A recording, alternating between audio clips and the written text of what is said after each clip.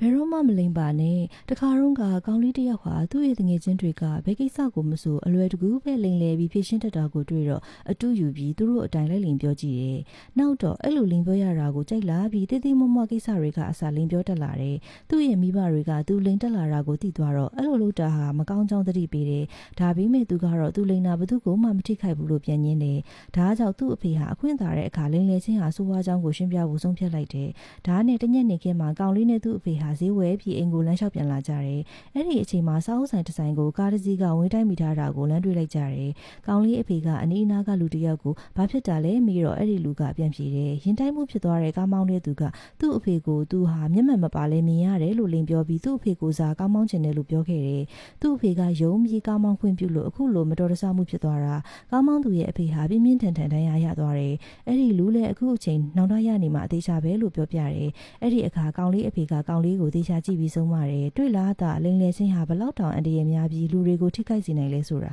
ဒီတော့မှကောင်လေးလေးလိမ်လည်ခြင်းရဲ့ကြီးမားတဲ့အကျိုးဆက်ကိုသဘောပေါက်သွားပြီးနောင်ဘယ်တော့မှမလိမ်တော့ဘူးလို့ဆုံးဖြတ်ချက်ချလိုက်ပါတော့တယ်။